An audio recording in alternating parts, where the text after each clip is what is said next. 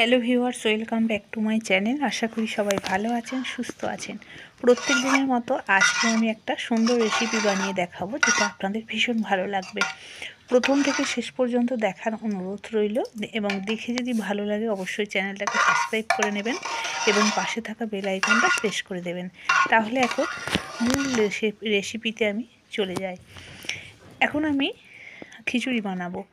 খিচুড়িটা হবে সবজি খিচুড়ি।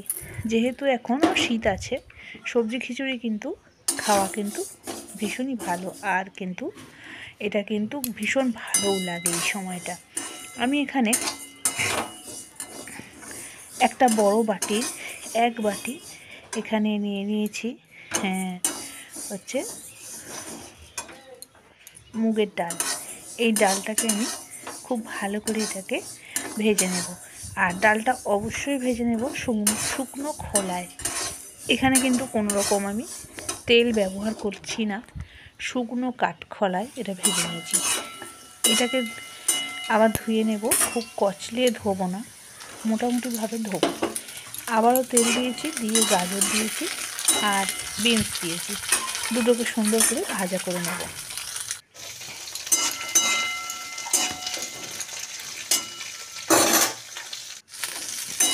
এখন আমার গাজর আর বিনস দুটোই আমার মোটামুটি ভাজা হয়ে গেছে।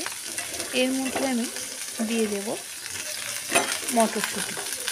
এখন কিন্তু মটরশুঁটিটাও এই শীতকালে কিন্তু সব কিছু সবজি পাওয়া যায়, তাই এই সময় নিজেদের ইচ্ছা কিছু অনেক কিছু রান্না করে খাওয়া যায়।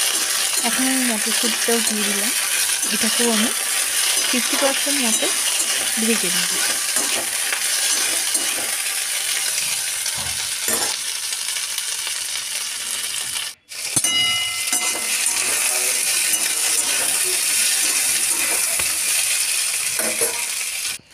এগুলো আমার খুব ভালো করে ভাজা হয়ে গেছে। আর আমি গ্যাসের উল্টো দিকে একটা প্রেসার কুকার নিয়েছি। প্রেসার কুকারের মধ্যে এখানে আমি জলটা গরম করে নিয়েছি।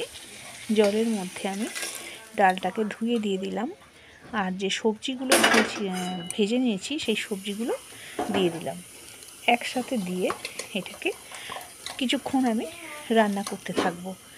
এখানে আমি গোবিন্দভোগ চাল ব্যবহার করলাম।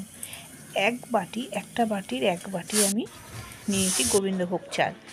এক বাটি গোবিন্দভোগ চালের সঙ্গে এক বাটি মুগের ডাল, দুটোকে আমি সমান সমান দিয়েছি। চালটাকে দিয়ে দিলাম প্রেসার কুকারের মধ্যে, দিয়ে এটাকে আমি ভালো করে সেদ্ধ করে নেব।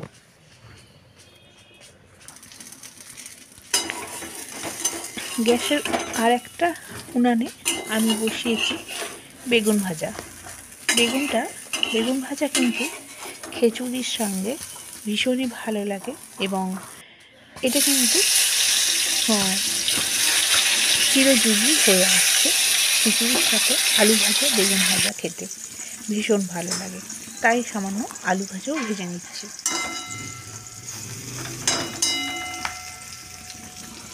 এখন আমার এগুলো ভাজা হয়ে গেছে। এবার কড়াইতে আবার তেল দিয়েছি, দিয়ে কিছু মশলা এখানে সাঁতলে নেব। মশলাগুলো দেব আমি এখানে খিচুড়ির মশলা।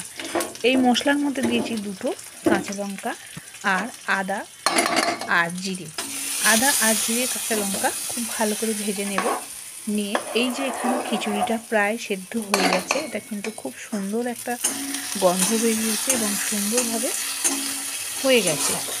এখানে আমি এই মশলাটা এই খিচুড়ির মধ্যে আমি দিয়ে দেব। এবার আমি গরম এই তেলের মধ্যে আরও কিছু মশলা দিলাম এখানে হলুদ গুঁড়ো আর হচ্ছে লঙ্কার গুঁড়ো।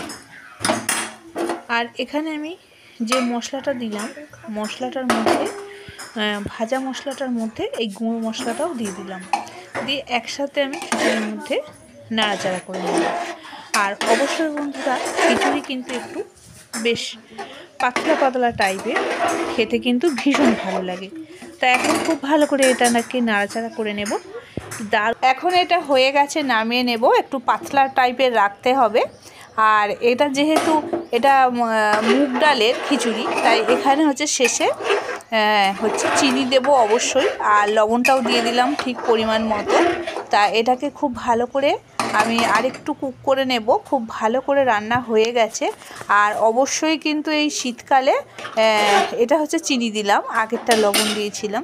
চিনি লবণ দুই লাগে। আর যদি চিনিটা অল্প মানে অ্যাভয়েড করতে চান তাহলে কিন্তু অল্প করে চিনি দিলেও চলবে। আর যেহেতু এটা হচ্ছে খিচুড়ি মুগের ডালের, সেই হেতু কিন্তু নিরামিষ খিচুড়ি, সেই হেতু একটুখানি কিন্তু চিনি দিতেই হয়, তাহলেই কিন্তু টেস্টটা সুন্দর আসে। আর একান্তই যদি চিনি না চলে তাহলেও চলে, অল্প পরিমাণ চিনি না দিলেও চলে। তা এখন আমার খিচুড়িটা কিন্তু খুব সুন্দরভাবে হয়ে গেছে, একদম মাখো মাখোভাবে হয়েছে, খুব পাতলাও নয়, খুব হচ্ছে শক্তও নয়। এখন আমি এটাকে পরিবেশন করে আপনাদের দেখাবো। আর এই শীতকালে কিন্তু সবজির যেমন উপকারিতা পাওয়া যায়, এই যে গাজর, বিনস, মটরশুঁটি, এইগুলো কিন্তু ভীষণ উপকারী সবজি। আর এই সবজিগুলো কিন্তু খাওয়া আমাদের ভীষণ হেলথের পক্ষে ভীষণ দরকার। আমাদের হাড় মজবুত করতে, শরীর সুস্থ রাখতে, মন মানসিকতা ভালো রাখতে বিভিন্ন ধরনের সবজি যেমন খাওয়া দরকার, তেমনি আর সবজিটা আমরা কিন্তু এমনি এমনি রোজ খেতে পারবও না। তা সেটা খিচুড়ি হিসাবে যদি আমরা খিচুড়ির সাথে দিয়ে থাকি, তখন কিন্তু তার টেস্টটা কিন্তু আলাদা রকম হয়ে যায়।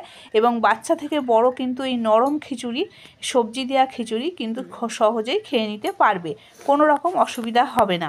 তা এখন বেশ টেস্টফুল একটা খিচুড়ি বানানো হয়ে গেছে। তা এই খিচুড়িটা কিন্তু আপনাদের কাছে কেমন লেগেছে অবশ্যই কমেন্ট করে জানাবেন।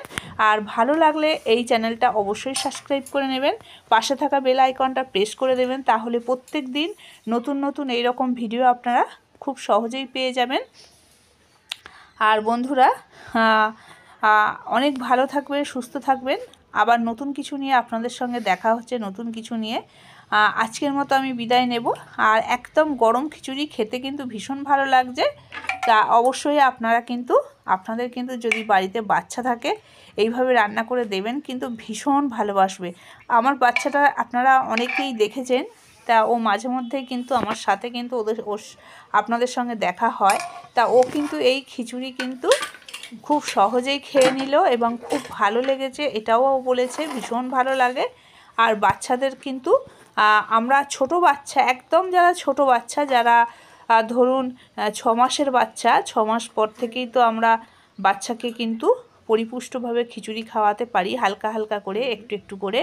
আর খাওয়া শেখাতে হবে বাচ্চাদের। সেই সব ছোট বাচ্চাদেরও যদি এইভাবে খিচুড়ি করে দেয়া হয়, তাহলেও কিন্তু তারা মুখে একটু একটু চাপলে চাপলে কিন্তু খেয়ে নেবে। তা বন্ধুরা, দেখা হচ্ছে নতুন কিছু নিয়ে।